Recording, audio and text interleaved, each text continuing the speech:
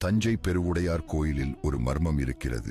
ராஜராஜ சோழனின் காலத்தில் கட்டப்பட்ட இந்த கோயிலில் மிகவும் ஆச்சரியமளிக்கும் ஒரு சபை இருந்தது.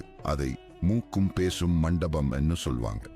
ஏன் அப்படி சொன்னார்கள்? அந்த மண்டபத்தில் ஒருவரின் கூச்சல் அல்லது இருமல் மண்டபத்தின் இன்னொரு மூலையில் கேட்கும். ஒருவேளை யாராவது அதில் நின்று ஓம் சிவாய நம என்று சொன்னாலும் சத்தம் எதிரில் ஆழமான ஒளி போல திரும்பி பயணிக்கிறது. இந்த ஒளி அறிவியலின் விளக்கம் என்ன? பல்வேறு கோணங்களில் கட்டப்பட்ட தூண்கள் அந்த இடத்தை ஒரு அதிசயமாக்கி இருக்கிறது. இந்த மண்டபம் சில ஆண்டுகளுக்கு முன்வரை பொதுமக்களுக்கு திறந்திருந்தது. ஆனால் தற்போது பாதுகாப்புக்காக அடைக்கப்பட்டுள்ளது. இது போன்ற சோழர் நுட்பங்களால் தான் இந்த கோவில் 1000 ஆண்டுகள் கழித்தும் உயிருடன் இருக்கிறது. உங்கள் ஊரில் ஒளி திரும்பி வரும் இடம் எங்காவது இருக்கிறதா?